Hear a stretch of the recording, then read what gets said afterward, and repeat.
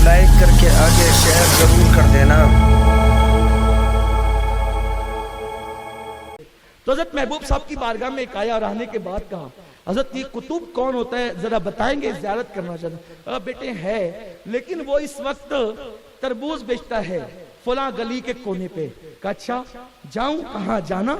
वो गए और जाने के बाद वो तरबूज बेचते थे, एक सीधे सादे से आदमी, लेकिन थे कुतुब साहब। हाय हाय, रिस्क की हलाल कितनी अहम चीज है, सोचिए कितनी अहम चीज है रिस्क के हलाल। ये अल्लाह वाले हलाल पे ज्यादा बड़ी इबादत है हलाल, बल्कि सबसे बड़ी इबादत है हलाल। नमाज रोजा हज ज़कात इसी पे डिपेंड करता है। तो गया, तरबूज देखा, तरबूज बेच रहे थे, थोड़ी देर खड़े रहा। कहा हज़रत जरा वो तरबूज खरीदना है। कहा खरीद दो, आप थोड़ा उसको काट कर देंगे? कहा बिल्कुल देंगे। काटा, काट करके दिखा, हज़रत ये थोड़ा सा गुलाबी सा है, आप दूसरा दे सकते हैं? दूसरा काटा, ये भी पसंद नहीं आता, तीसरा देंगे? जितने वहां पर गाड़ी के ऊपर रखे हुए थे तरबूज सारे कटवा दिए। अका माजरत चाहता हूँ, तरबूज पसंद नहीं आए, नहीं खरीद सकता। सब कटवा के जाय कर दिए। उन्होंने कहा नहीं कोई बात नहीं, ठीक है चले जाए। चले गए। अब उसके बाद चूंकि ये बात इसलिए आई थी हज़रत महबूब साहब की बारगाह में कि उन दिनों दिल्ली का निजाम बड़ा ढीला ढीला नरम नाजुक था, जिसके जी में जो आता था वो करता था इस तरह से। तो कहा कि वो कुतुब साहब के हाथ में निजाम है, इस तरह वो थोड़े नरम से आदमी है, इसलिए जो है वो गर्मी भी थोड़ी कम पड़ रही है, सर्दी भी गुलाबी गुलाबी है, बारिश भी अपने अंदाज से और लोग भी अपने अंदाज से। तो देख चुका मुरीद के वाकई बड़े नरम है कुतुब साहब। कुछ दिनों के बाद धूप की तमाजत भी बढ़ी, लोग टाइड भी हुए, गुस्सा गर्मी और सब चीजें शबाब पर आई। कहा हज़रत क्या बात है? कुतुब बदल गया है। महबूब साहब ने कहा कुतुब बदल गया है। कहा अच्छा मिल सकता हूँ? कहा हाँ मिल सकते हो, लेकिन खैर से, बहुत एहतियात से। वो निजाम चूंकि टाइट है इसलिए टाइट आज तबीयत का आदमी। कहा नहीं हज़रत नहीं ठीक है। गए जब वहां तो जाकर के देखा कि वो पानी बेच रहे थे। देख रहे हैं ये अल्लाह वाले हैं, पानी बेच रहे थे। लोग कुछ सिक्के देते, पानी खरीद ले जाते। इन्होंने पीने को सोची और जो है वो सिक्का देने से पहले कहा कि मुझे पानी मिलेगा? कहाँ मिलेगा? तो पानी लिया, अका इसमें कचरा है बदल कर दे दे। ले लिया, बदल दिया।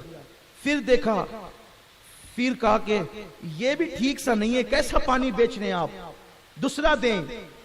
दूसरा नहीं दिया, पानी का गिलास रखा, जोरदार तमाचा मारा। अब कि मुझे तू तरबूज वाला समझता है, निकल यहाँ से। ये जब कुतुब बदलते हैं तो मिजाज बदलता है लोगों का, तबीयत है, लेकिन वो निजाम संभालते हैं। तो हज़रत महबूब इलाही रहमतुल्लाह तआला अलैह का मकाम और मर्तबा ये है।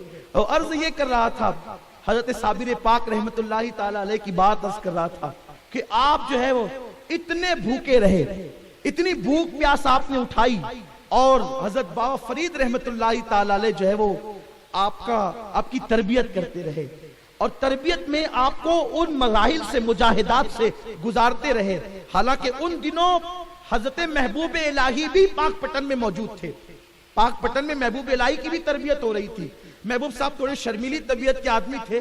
पीर साहब से मुरीद हुए तो सोचा कि ये सबकी चोटियां काटते हैं मुरीद होते वक्त, यानी बाल काटते हैं।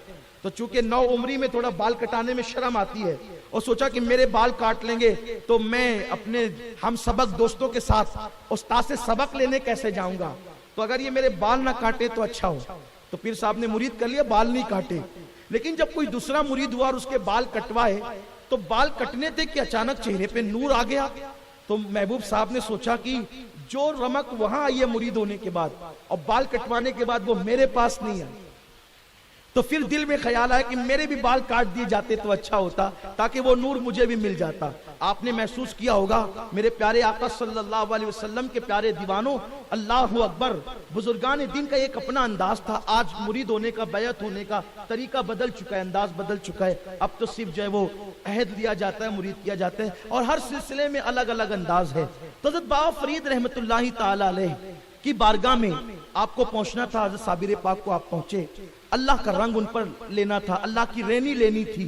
तो सरकार बाबा फरीदुद्दीन गंज शकर रहमतुल्लाह तआला निकाल रहे हैं उस मंजिल से आपको।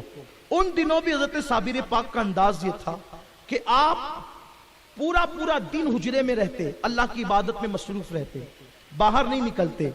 एक मर्तबा आप लंगर तकसीम करने नहीं आए, 11 साल की उम्र थी और 11 से लेकर के 23 साल की उम्र तक आप जो है वो लंगरी तकसीम करते रहे। तो उस दरमियान में एक दिन आप बाहर नहीं आए, तो लोगों ने बाबा साहब से कहा, बाबा साहब साबिर बाहर नहीं आते, कहा छोड़ो, रहने दो, कोई आवाज नहीं देना उसको। और उसके बाद लंगर किसी ने तकसीम कर दिया, थोड़ी ताखीर से आप बाहर निकले, तो उस वक्त इस्तिगराक की कैफियत थी। औलिया अल्लाह पर एक वो आती है कैफियत जिसको इस्तिगराक की कैफियत कहते हैं, इसकी बड़ी फजीलत है। इस्तिगराक की कैफियत की बहुत फजीलत है। इसकी फजीलत यह है कि जब भी वली इस्तिगराक में होता है उसके दर्जे ऐसे बढ़ते हैं जैसे बिजली में करंट होता है ना, ऐसे दर्जे बढ़ते हैं। और हुजूर पर भी कभी कभी कैफियत तारी होती थी, और जब इस्तिगराक की कैफियत तारी होती थी हुजूर अलैहिस्सलाम पर, तो हुजूर अम्मा आयशा को और किसी को पहचानते भी नहीं थे। एक मर्तबा वो काजी अयाज ने लिखा इस हदीस को शिफा शरीफ में कि हुजूर अलैहिस्सलाम मौजूद थे, अम्मा आयशा ने सलाम किया तो कहा मन अंते, कौन है तू? तो आपने अर्ज किया कि आयशा। तो कहा कौन आयशा? तो अर्ज किया कि अबू बकर की बेटी आयशा। तो कहा अबू बकर कौन है? तो कहा मोहम्मद की जोजा, मोहम्मद की बीवी आयशा। तो कहा मन मोहम्मद, मोहम्मद कौन है? तो उस वक्त आप डर गई, घबरा गई कि ये कौन सी बात हो रही है। फिर उसके बाद जो है अपनी अब्बा के पास गई और जब वापस तशरीफ लाई, देखो सूफिया की यहाँ जो भी इस्तिलाहात है वो कुरान हदीस से है, आपकी नजर वहां तक नहीं जाती, इसलिए आप एतराज करते हैं। इस्तिगराक का की कैफियत का सबूत भी हदीस में मौजूद है, जिसको अपने वक्त के बहुत बड़े सूफी काजी अयाज ने लिखा है। अपने वालिद के पास गई, जब वापस तशरीफ लाई है तो अल्लाह अकबर, उस वक्त वालिद बुजुर्गवार का देखो हुजूर की कैफियत क्या है। जब आए तो सरकार को सलाम किया तो जवाब दिया, मुस्कुराया। तो अर्ज की हुजूर थोड़ी देर पहले ये कैफियत थी, और सरकार ने फरमाया कि मैं और मेरा अल्लाह होता है। कुछ लम्हात मुझ पर ऐसे आते हैं कि मैं और मेरा अल्लाह होता है, और उस दरमियान के अंदर कोई मुकर्रब फरिश्ता और किसी नबी की भी रसाई नहीं होती, वो होता है और मैं होता हूं। इस्तिगराक की कैफियत। तो नबी का इस्तिगराक उनकी शान के मुताबिक है, सहाबा का इस्तिगराक उनकी शान के मुताबिक है, औलिया अल्लाह का इस्तिगराक उनकी शान के मुताबिक है। तो साबिर पाक निकले भी तो इस्तिगराक का असर था। और पूछा कि लंगर किसने बांटा? तो कहा कि बाबा साहब के वो फुला बेटे हैं ना, उन्होंने। कहा किसकी इजाजत से बांटा? कहा कि हजरत आपको आने में देर हुई इसलिए उन्होंने बांट दिया। कहा उसने किसकी इजाजत से बांटा? तो लोग चुप हो गए। फरमाया वो मेरी इजाजत के बगैर लंगर बांटता है और अब तक वो जिंदा भी रहता है। बस इतना कहना था कि एक अजीब सी उनकी कैफियत हुई, जमीन पे गिरे और उनका इंतकाल हो। ये साबिर पाक की। अभी साबिर पाक मुरीद नहीं हुए, बाबा फरीद के मुरीद नहीं हुए, ये मुरीद होने से पहले का वाकया। तो उस वक्त तो बाबा साहब की बारगाह में हाजिर हुए। बाबा साहब ने तो बेटे का जनाजा पढ़ा दिया, दफन कर दिया। कहा अली अहमद बेटे बात क्या है? उसकी हुजूर आज मेरे दादा का इंतकाल हो गया, मेरे दादा अब्दुल वहाब जिलानी का इंतकाल हो गया था, तो मैं उनके जनाजे में गया था, इन्होंने मेरा इंतजार तक नहीं किया आने का। और शेख अब्दुल वहाब जिलानी का इंतकाल बगदाद शरीफ में हुआ था, और ये थे पाकपटन में, और कहते मैं जनाजे में गया था और मेरे आने तक इंतजार नहीं किया। लोगों ने कहा कितने कदम में गए थे? कहा 2 कदम में बगदाद पहुंचा, बगदाद से 2 कदम में गया। ये साबिर पाक मुरीद होने से पहले की शान है मेरे आका साबिर कलियर की। इस तरह के हमारे आका बुजुर्ग, इन आकाओं की शान है। तो वालदा ने शिकायत की और उसके बाद फिर आप मुरीद हुए। मुरीद होने के बाद ऐसी शान हुई कि फिर आपने लंगर तकसीम करना भी बंद कर दिया, और 2-2 साल तक के उजरे में होते थे। आज भी मौरखीन ने लिखा है कि बाबा फरीद के मजार के पास साबिर पाक का चिल्ला है। मेरी बड़ी तमन्ना है कि अल्लाह मुझे वो दिन दिखाए कि मैं बाबा साहब का दर्द देखूं। बड़ी अजीम हस्ती है जिसको फरीद गरीब नवाज ने कहा है, यकताए रोजगार, जिसको फरीद बाबा कुतुब ने कहा है। क्या शान का मालिक होगा वो बुजुर्ग। और जहां पर महबूब इलाही जैसे लोग और जहां पर साबिर कलियर जैसे लोग घुटने टेकते हों, इन लोगों उस जात का मकाम क्या होगा।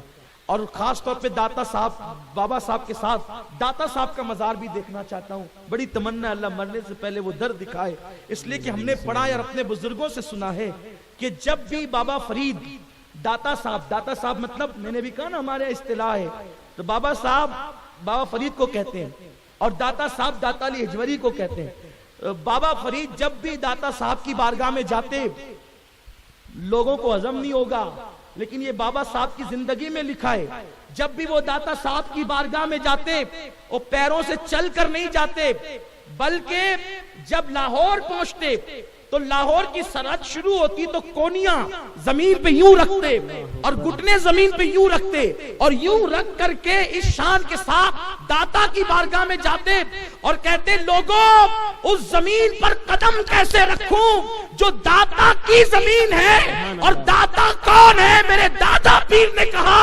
गरीब नवाज ने गंज बख्शे फैज़ आलम मजहरे नूरे खुदा ना किसारा पीरे कामिल कामिलारा रहनुमा। सुभान अल्लाह, बाबा फरीद ये कहते थे, मेरे दादा पीर ने कहा है कि ये कौन है?